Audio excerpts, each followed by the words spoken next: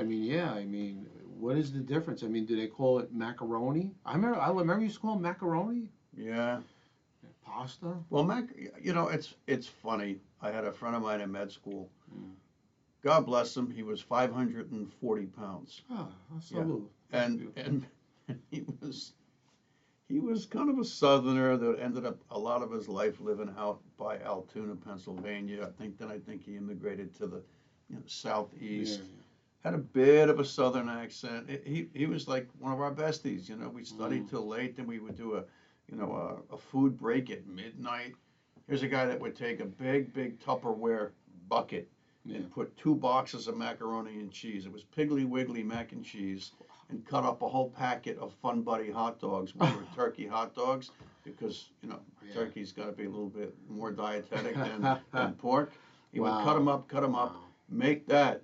Can you imagine a full double box of mac and cheese with a full pack of like 8 hot dogs cut up, and we would be telling stories and laughing our asses off and eating, and then after that we would go, we had a snack, but he had like, Oh, and then it was bedtime. yeah. Wow.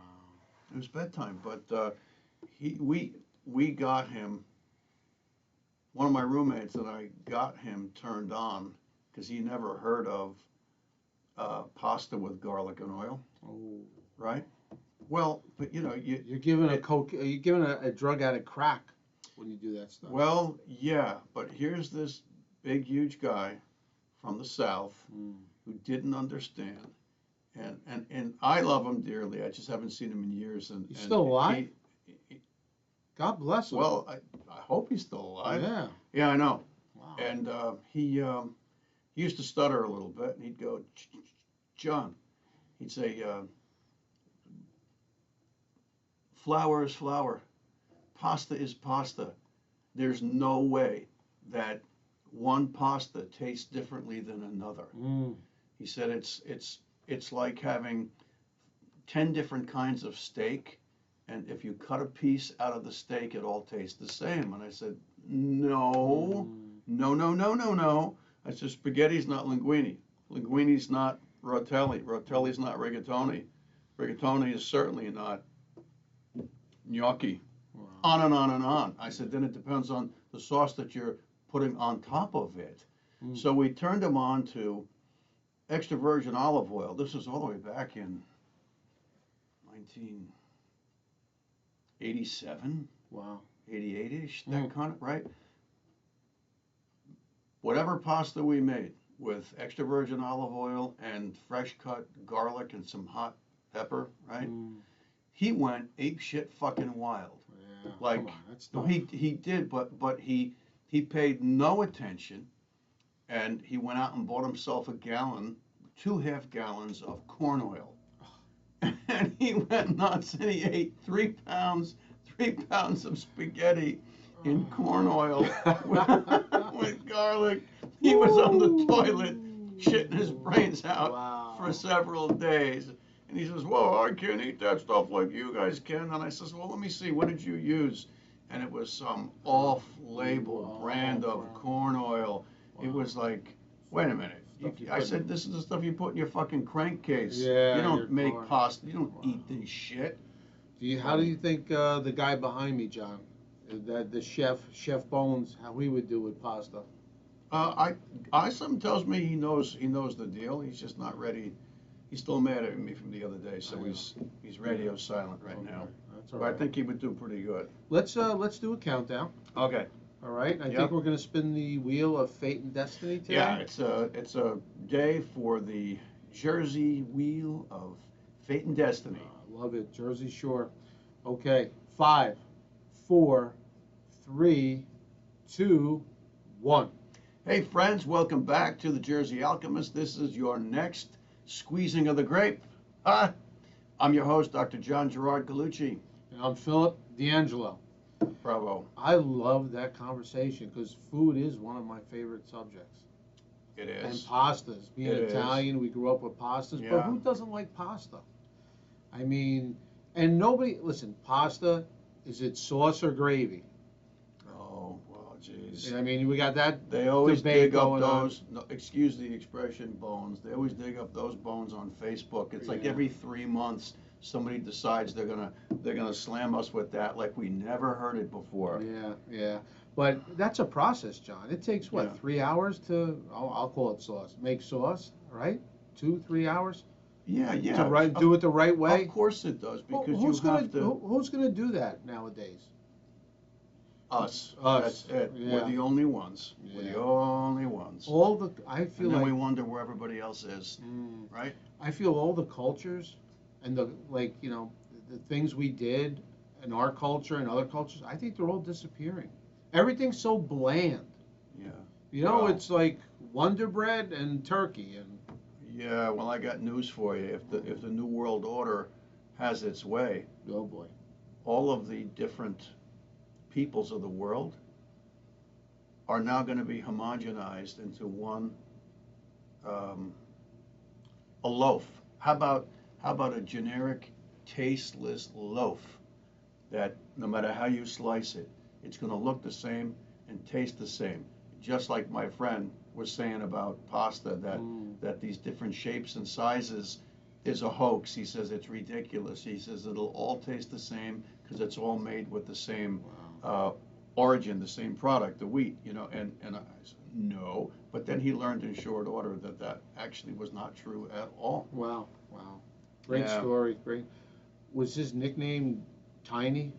I knew a guy that was, whose brother was named Tiny, and he was over 400 pounds. Great guys, both of them, great guys. That's funny. Yeah. Well, the joke is that this guy, when he was in the Navy, ran a, Navy? He before he. God, we gotta have this guy in the podcast. Well, I Where would is love he? to- he's down in Florida. Get him. I would love to have him on the podcast, but he said he was 195 pounds when he was in the Navy, and they, at the time, I guess they still had hatches that you had to go through, Sure. because, if you were going to submerge, those hatches had to be closed and the wheel turned, to keep the place, watertight. You couldn't get through a hatch if you were 400 or 500 pounds, that's for sure. Probably not even 300 pounds. John, I knew somebody like that as well, that was almost 400 pounds, or maybe just over 400 pounds, and he said he wasn't always this big, and I'm like, yeah, right, that doesn't happen overnight. I mean, would you just Right. wake up one day? But he showed me a picture at like 25, and he Yeah. was like this. I'll tell you what, as heavy as this guy was, and as time went on, and I met him in medical school, and then we're still dear friends. Life takes you in different directions, but when we were just coming out of our residencies, he was older, he was heavier, he had oxygen through nasal cannula, I think the sleep apnea thing. But when we were in medical school, and he was 500 pounds, if somebody got, we were all joking, we're all friends, but if somebody really poked him and he wanted to prove a point, he was quick and fast, and he could run 30, 40 feet, like in blinding speed. Mm. Yeah, I was completely surprised. So he Wow. must have had the bone structure, the tendons to handle 500 pounds. I'll tell you what, I'll never get to 500 pounds, ever. I'll be long dead before that. Mm. I don't have the physiology. Do you think, John, that some people use food, and maybe your friend did, as a comfort? course. There's some psychological issue or some Yeah. unhappiness that didn't choose alcohol, didn't choose drugs, Yeah, of course. but he chose food. I know I'm a Yeah. comfort food eater. There's no doubt about it. I think If- a lot of people, right? millions and millions, If- probably 1 billion people on the planet are like that, right? If you stress, Yeah. I mean, No, I believe that totally, and I think the people that eat till, they say there's two kinds of eaters. They're the people who they live to eat, that would be us, Mm. and there are people who they eat to live. Interesting. Much healthier, I think, to be a Mm. person who eats just to sustain their existence. Wow. How I know. boring. My son is like that. Really? My son is skinny as a rail, and when I He's take him thin. to a restaurant, Yeah. you know what he gets? Mm. He gets a So- salad. He gets a salad with 4 shrimp on it, Wow. and I look at him and go, "That's it? That's it?" And Wow.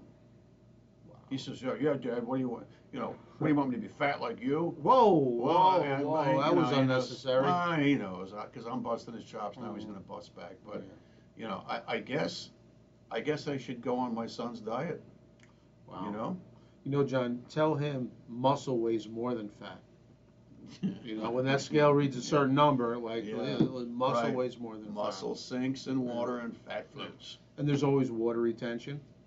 Yep. See, I know all the husky excuses. I've said them over the years, right? Yeah, we had a family friend back in the day, and when he used to jump in the water at the Cedar Grove pool, no names named, everybody loved the guy. If he just jumped in and didn't move his arms or his legs, he was floating, and at the level of the water was his belly button. He was just floating like a fucking buoy in the ocean. Wow, that's amazing. Yeah. Right. Me, I used to be the example during the lifeguard courses that I was the one that broke the dictum that you can get a body off the bottom of a pool with a shepherd's crook, because no one ever lies flat on the bottom, so there's always a space like a foot or 2 foot. Except me, I could fill my lungs up, jump into the water, and go boing. Because back then I was skin and muscle and bone. Wow. Yeah. No more. No. I wonder where my water line would be. Let's find out. It is summertime. The buoyancy test. Yeah. You ready for that wheel, pal? Do the wheel, Let's brother. Spin the wheel. Yep. Fate and destiny. The Jersey wheel. We should get some kind of music. We should. You're right. Interesting. All right. Give it a good one. Oh, yeah.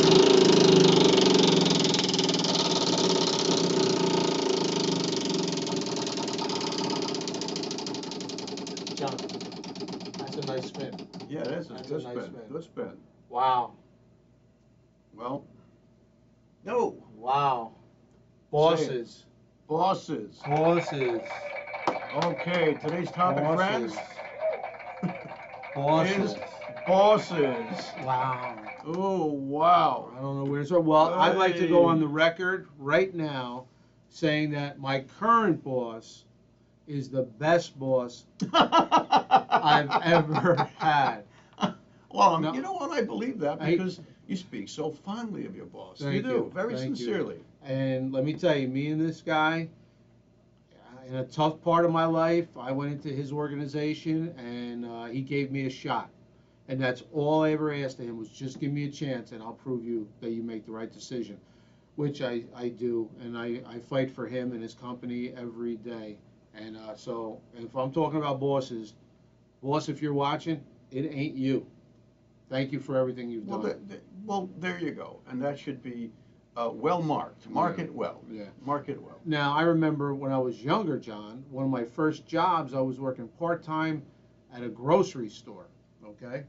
And listen, hard to believe that No. It was on 46.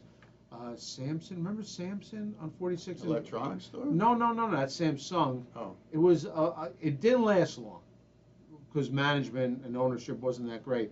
But it was like your first discount grocery store. And they needed help, and I didn't even have a license yet. So I'm working there, and for some reason, hard to believe that I would rub somebody the wrong way, even at such a young, vulnerable age. Ooh, but you're 16?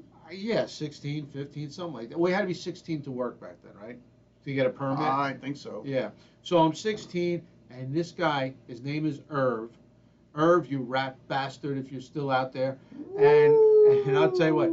He made me do things. It was like in the Army. You know, in the Army, they tell you to dig a ditch. Oh, sure. And then they tell you to fill the ditch. Oh, it's Cool Hand Luke. Yeah. Well, Irv had me breaking stuff down, building it back up again. It was like he had nothing else to do. Like there was something going on in his life that Irv took it out on me. Right. You know, I even filed a union complaint and won my case against Irv, which definitely sealed my fate. Union complaint. Yeah, I had a union complaint. I don't even think I was part of the union back then because I was so young and I was new. But this guy, obviously, I don't know, maybe somebody else wanted the job. I don't know. It was such a thankless job. I was just a gopher, really, doing all the dirty work. But that was my first experience with a boss, and it was not. So you were about pleasurable. 15, 16? 15 or 16. 15 or 16. Yeah. He tried to sour me against employment. Didn't work. Wow. Didn't work.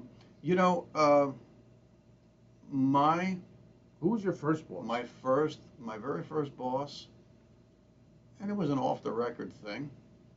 I think I was 8. Hey, Well, yeah, it was my father.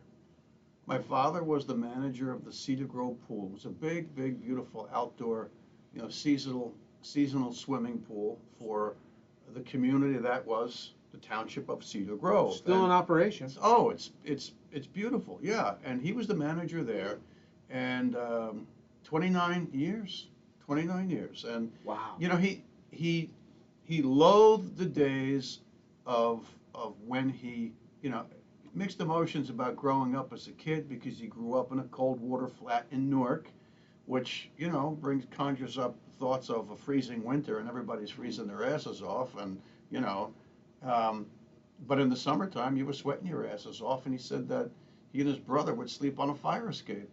Wow. Because and they wake up with mosquitoes all over them. It's tough. It's kind of like camping outside with no tent. Yeah. But What? my dad didn't want us to be idle. He never wanted us to be idle because he said, an idle mind is the devil's workshop. He's And right. in a sense, that's not so far off the mark. So when we first moved to Cedar Grove, and I was, I think, 3.5 or 4. My dad, shortly thereafter, maybe within a season or two, he got a job as the manager in the summer because he was a teacher, through the school year at the Cedar Grove pool. He did, and we spent just about every single day of every summer from the time I was about 4 or 5 until the time I walked away and locked the door of the restaurant there, and I was in medical school. And I knew that when I locked that door, after all of those years and all of those months and all of those weeks and all of those days at the Cedar Grove pool, that I would never go back. It was weird. It was a very, very poignant moment. It was a big, big, big chapter of my life closed.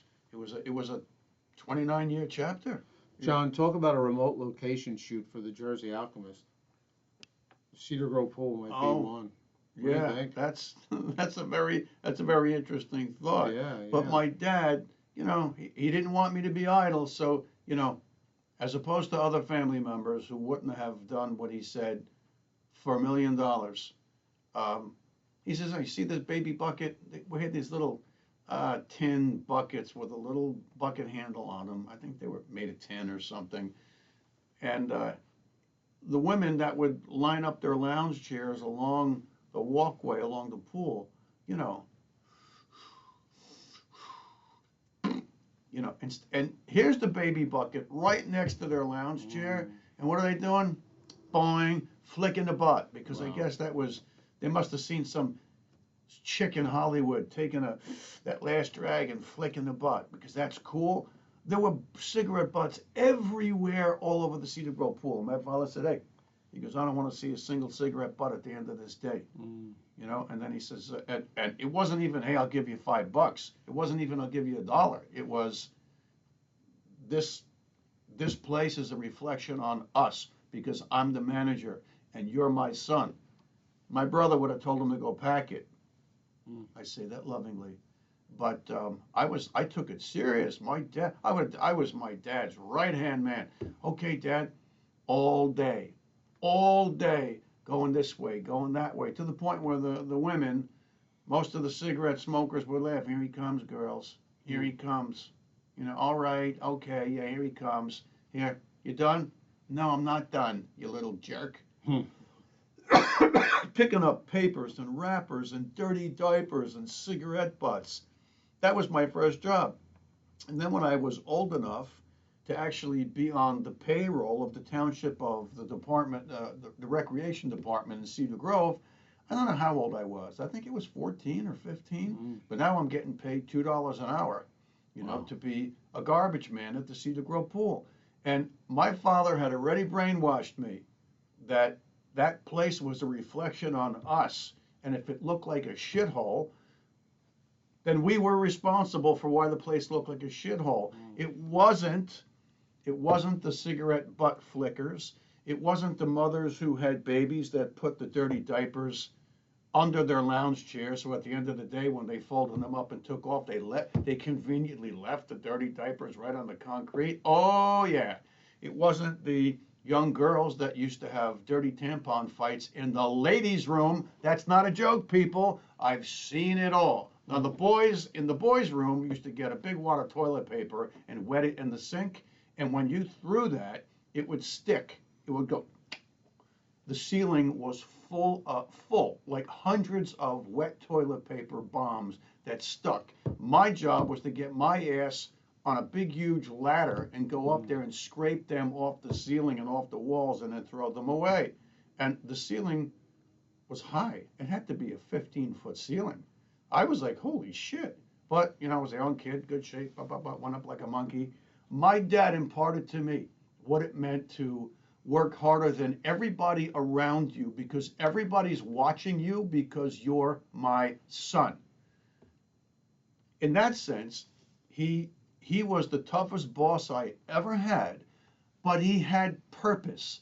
And he taught me what it meant to work hard and why, and how the rewards would come if you worked harder than everyone else.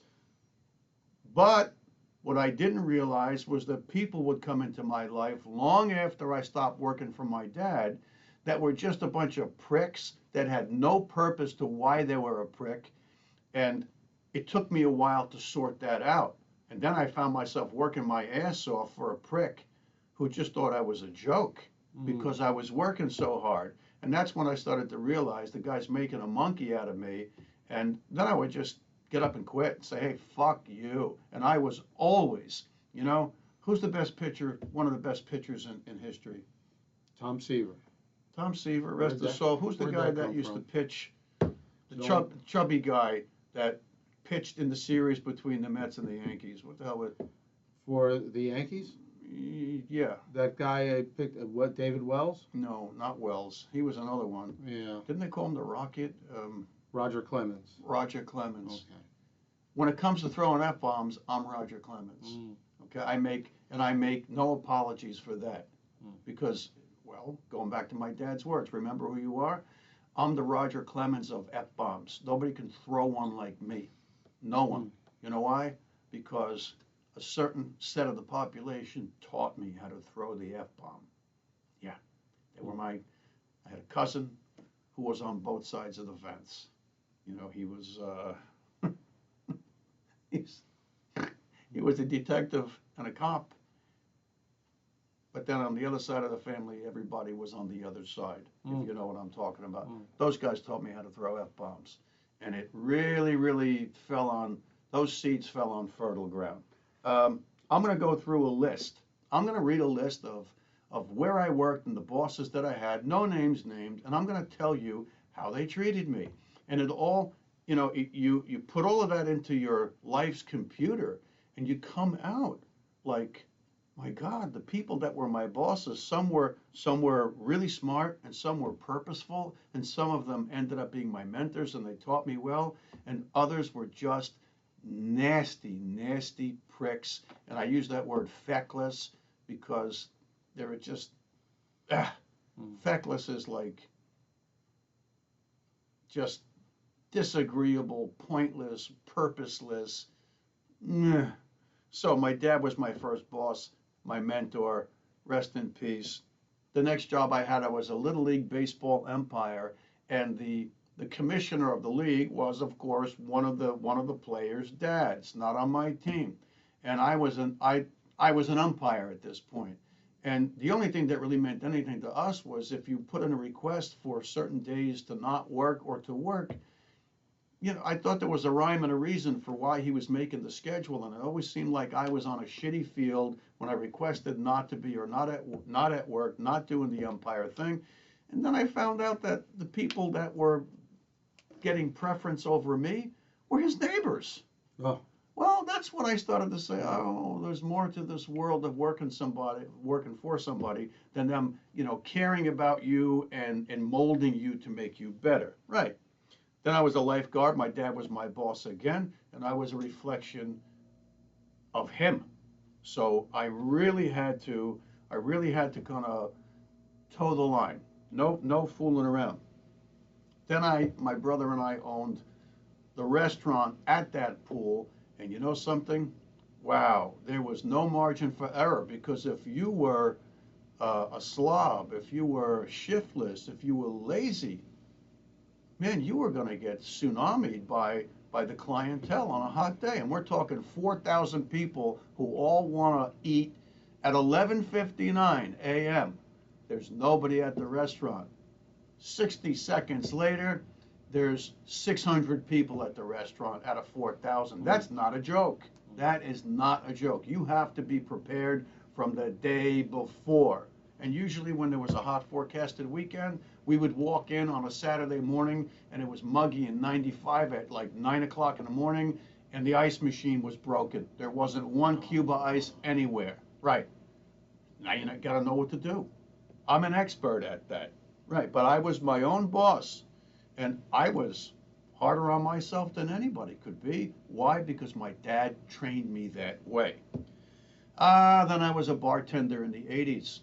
And my boss was my cousin, the same guy who taught me, made me Roger Clemens of the F-bomb. But it was really the hotel manager. There was a chain, a big national chain, and the manager used to do things that really pissed me off. He would take me down into the bowels of the hotel, and he would take me into this locked chamber with chain link fence and chains and padlocks, and it was where all the liquor was kept. And he would say to me in his foreign accent, "No, I want you to put this bottle in that bottle." He had me putting house brand garbage, basically bathtub gin and vodka, in the premium bottles. And I was like, oh, so you're having me do this so that you have a plausible deniability that you would never do that, but you were holding this over me because if I didn't do what you said, you'd fucking fire me. Wow. Oh, the world runs on people like that. Those are the people that wash out of the hotel industry and become politicians. You can bet your ass on that. Shoe sales. You would think that, what could go wrong with working for, I won't say the name, a shoe store, a very popular national brand of ladies' shoes at the local mall. Well, as it turns out, the manager was 21. She was coming on to me, and when I was feigning her because I had a girlfriend, I found myself no longer on the schedule. And I said, hey, what happened? I'm not on the schedule. Oh, well, when I said I needed your help and you said no, needed your help, wink, wink, and you said no, I can't help you now. Basically, you're fired. You're fired. Yeah, I was 19, she was 21. Can you talk about sexual harassment? I got fired by not being put on the schedule, so she covered her ass because she wanted to be in my car after work. Holy smokes, I couldn't believe it. Liquor delivery. Liquor delivery, there were 3 owners to the institution that I delivered liquor for, right? And one of them was a good guy. The other one was always trying to tell me how academic he was. And then the third guy used to abuse me just for the fun of it, just because I think he was having problems with his marriage. And these are the things that make people either good bosses or shitty bosses. Didn't they make a movie about bad bosses or horrible bosses? Like absolutely. Now we're going to step it up to college professors. There were some college professors that to this day are my mentors. God bless them. They're still alive. They're wonderful people. They really gave a shit. If I needed that extra help, they would really, really try to get me from point A to point B. And others didn't give a flying rat's ass whether you got an A, a B, a C, a D. They didn't want to work with you. You were just, making their life more difficult because you gave a shit, but they didn't. Oh, they're there, people. They're there. Dental school. Right out of college, I went to dental school in Manhattan. Holy smokes. I walked out of dental school after a year. You know why? Because it was a bastion of ugly, ugly, manipulative nepotism. And hypocrisy? Holy shit. The hypocrisy in dental school, in that place, in those years, those early years, was so thick. I was like, forget it. Quick story because it's worth telling. In dental anatomy lab, we had to make, there was a practical. That means it's a test. It's not a written test. It's a test where you use your hands and your, all of that stuff and your ability like a sculptor. And we had 146 kids in the class. My lab section had half of that overall number. So half of us file into the dental lab. Everybody's sitting, bright-eyed, bushy-tailed, chipper with our lab coats and all that crap. Everybody's got their Bunsen burners and their waxes and their files and chisels and their freers and all of that shit. And everybody got a little envelope with a number in it. And the number corresponded to a tooth in the adult human dentition. Well, if you didn't know what tooth correlated with what number, no matter how good your tooth was, you were going to fail because that means you made the wrong tooth. But that was just a little sidebar. So I get like a maxillary second molar with a cusp of Caravelli, like that was going to throw me. And I made this tooth with my own two hands. That was the essence of the practical. I made this tooth, and when we handed it in, the next day, I got called in to quote the principal's office. And the proctors of the test came over to me, called me into the office, shut the door, and said, listen, we want to know. We want to know. You want to know what? We want to know where you bought the tooth you handed in. And I went, what? What did, like, I was in a, now I'm in this weird, oh my God, my brain was pulsing. It's like the proctors in dental school that administered that practical, that I knew I was going to kill it because I was gifted that way. Don't ask me to kill a math test. Make a tooth, right? I was going to be gifted. They accused me of handing in a commercially purchased tooth. And I couldn't believe my ears. So then I had to ask for a special hearing with the dean of the fucking school. He goes, well, where did you buy it? What? Are you kidding me? So guess what they came up? They came up with that they singled me out of 146 kids. We were in our 20s, that they were going to give me my own practical. And they were all sitting there like in an old cartoon, when the farmer is looking at the turkey and it's Thanksgiving and he's on a wheel with the pedal. It's a grinding wheel and he's grinding the axe, like, can't wait to get this axe sharp enough because I'm cutting your head off because I know I'm right and you're fucked. And so I had 3 of these jerk-offs sitting around me, all kind of, stroking their beards and, pulling at their hair. And they gave me my own personal practical, and they were just waiting to watch me squirm. They were waiting to watch me break down because now all eyes were on me, and they gave me an equally, difficult tooth that I had in the original practical, and God be praised. They watched everything I did. At the beginning of the practical, I shoved it up their ass, and I had a sweater on, and I went, nothing up my sleeves, nothing up my sleeves. And I finished, and I had a white piece of paper like this, paper towel, and I put it right on there. I says, I'm done. I'm done. Can I go now? Can I go now? It was perfect. All of them were like silent, dead fucking silent, those motherfuckers. Because they had never seen anybody do such unbelievable work. And they're all looking at the tooth like this. One of them picked it up, turning it, put it between his fingers. They passed it around. The tooth was fucking perfect. It did look like a commercially bought tooth. But guess what? I was better than the people that were making the commercially created teeth. And those motherfuckers, guess what they gave me? They gave me a B. Fuck them, a B. How's that?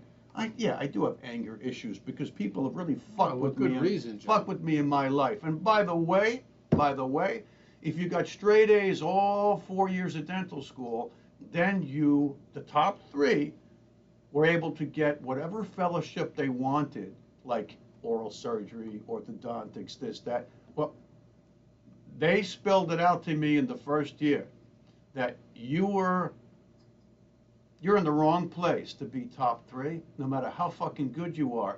And then to show you what hypocrites they were, two of them were orthodontists, which you guys should know what orthodontics do, right?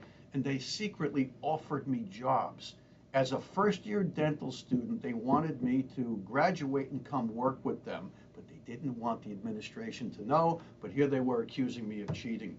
You fucking hypocrites. So, homie collapsed in the water fountain across from the thing. I had a pair of suede tan cowboy boots, blue jeans. I went through that door, pow, straight kick, whammo. To this day, I think that water fountain is still there. It's the John Gallucci Memorial Water Fountain. I creased the stainless steel vents in.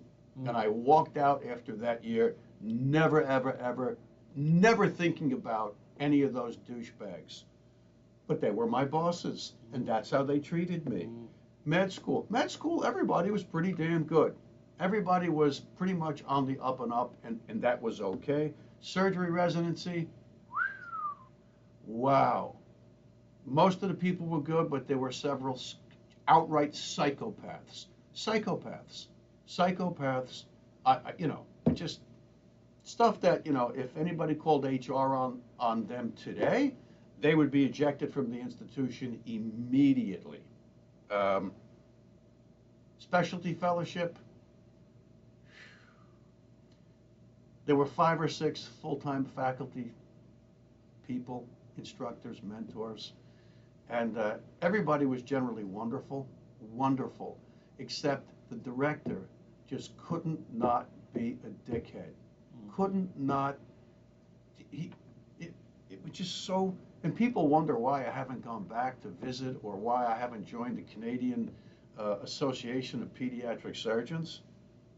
Why? So I could see him, the guy that denigrated me every chance he could? I didn't deserve that. He thought I deserved that, and he thought it was his place to do that. Moving right along, job 1, 2, and 3. The first CEO of my first job was a backstabbing, lying piece of shit. That's the CEO of the hospital. My first associate that I was hired to work under was immediately jealous of me and used to hide cases from me. Hide cases from me?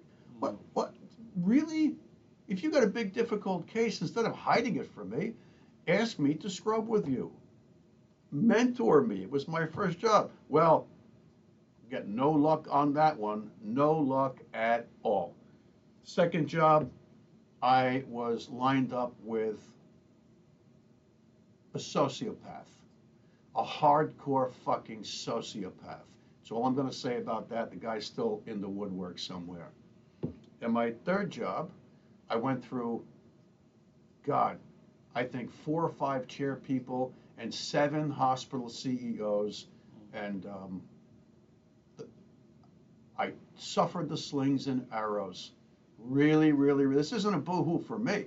This is just an expose on what you're in for. And I remember at my first job, the physician-in-chief of this particular hospital was a guy I had a commonality with. He used to be the chief of pediatric GI at the institution we both trained in up in Canada.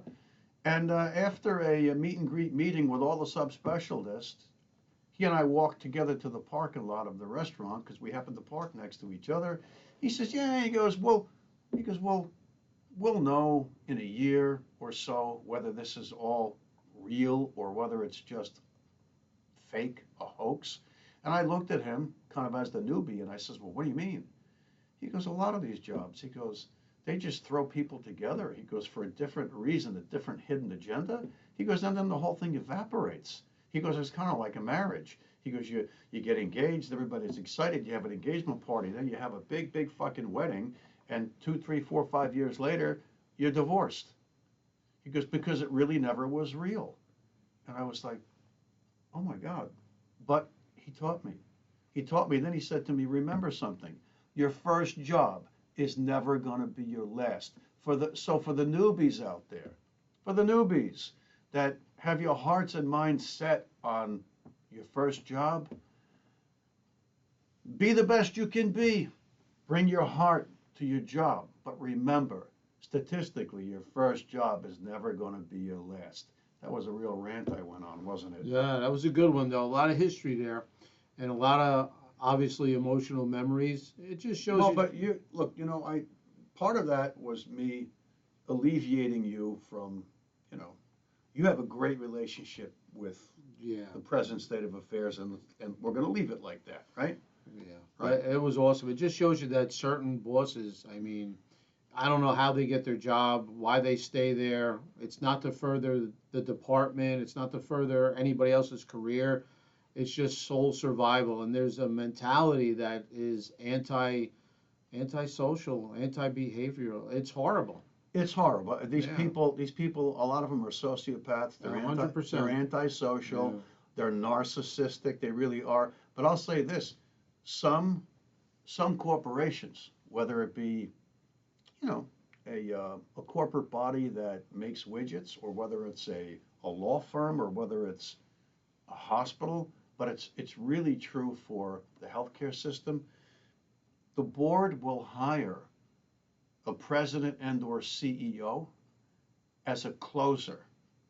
Just like in baseball, you have a, remember Mariano Sure. Rivera was, Sure. I don't know, wasn't he the best closer, I think, in Absolutely. history? At least to me he Absolutely. was, right? Yeah. Except he was closing for the Yankees. These son of a bitches, when their agenda is to destroy a hospital, it's kind of like Joe Biden fucking our economy. But to me, Joe Biden is doing to the United States what hospital boards or presidents would do to an institution by hiring a CEO that's a closer. What does a closer mean? It goes against every logical sense of what a top executive in a hospital should be doing, what they should be looking out for.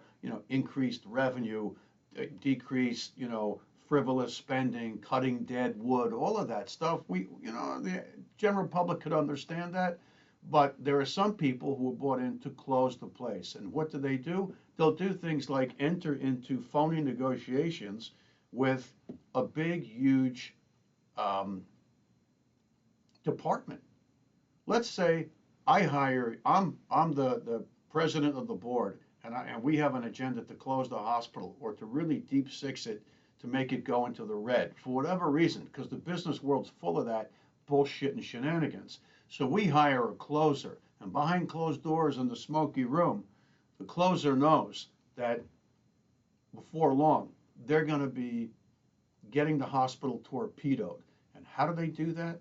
They make the wrong deals with supply houses, from bread to sutures. They might get a whole department. Like, what's more pervasive everywhere in a hospital system than the Department of Medicine or the Department of Radiology, right? Uh, right? Or the lab. The lab is like everywhere. Millions and millions and millions, tens of millions of dollars, maybe hundreds of millions of dollars built. And you enter into negotiations with the chairman and the hierarchy of that department. And they think you're negotiating. But the hired hand, the hired hit person, the closer isn't really negotiating. So before long, the negotiations break down, and that entire department is fired from the hospital. If they were a private group with an exclusive contract. I've seen it the other way around, where they were full-time faculty department, they were anesthesiologists, and anesthesia is so important to a hospital. Every one of the anesthesiologists at a hospital, I will go unnamed, was fired, and every single one of them had to interview for their jobs back at a 50% salary cut. Jeez. Oh yeah. That's Oh yeah. horrible. So what the result? The result is now the hospital's torpedoed. I mean, really torpedoed. So you got to be aware of the agendas that you just could never fathom. And the business world and the political world is full of that shit. Full of that shit. That's the same shit that Joe Biden's doing right now. That's why I said on a previous episode, hospital systems are like a small paradigm of Washington. It's nothing but filth and fucking corruption and debauchery. Heh. John, is it possible to alchemize this episode? Yeah, I think it is. And you know how? We're moving into a new age. Screw the New World Order. Screw Klaus Jerk-off Schwab.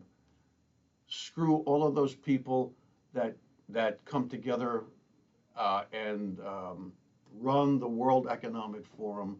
Screw the people that create microbes in labs so that they can be released, so that we could have chaos on the planet, so that they can drive their agenda and drive all of the sheeple toward being chipped, under surveillance, merged with AI, just like that fucking evil, bald-headed monster, Yuval Harari. Don't even look that motherfucker up other than to say, no matter what this guy says, keep him out of power. Who cares what he says? He's pure evil. He wants to meld people with AI. Oh, that's a good fucking idea.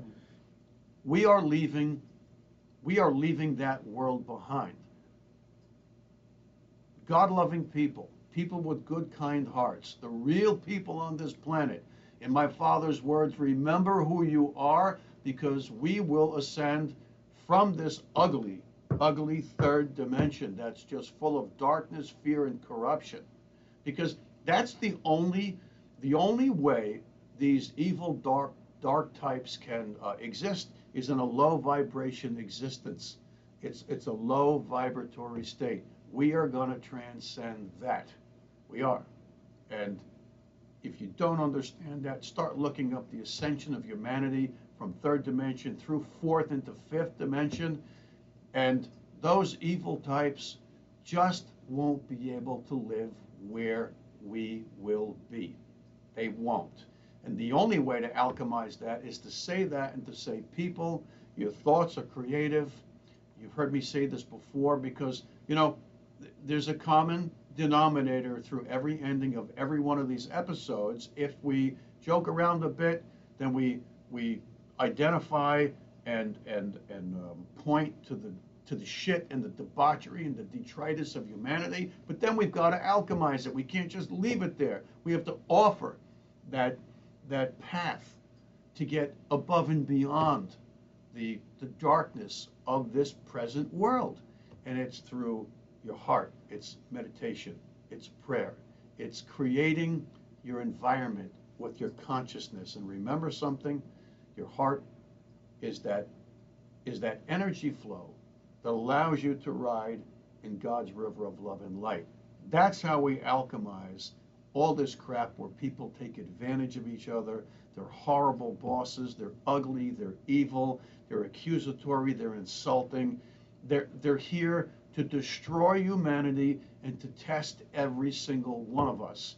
And I've been through it over and over and over and over again. Now I'm my own boss, except my two dogs are my bosses. They tell me when to cook for them, and they tell me, get me this, get me that, let me out, let me in. There's always That's somebody. okay. Always That's okay. somebody. I'd rather have my two dogs be my boss now than anybody else that were my bosses in the past. That's it. Amen. It's all in your hands, people. If I didn't make it clear, it's in your hands. You're a chip off the old block. You're the creation of the Creator, which means with your consciousness and your thoughts and your heart, You either create a horrible, disgusting, tyrannical New World Order a la Yuval Harari and Klaus Schwab, or you create heaven. Heaven on earth.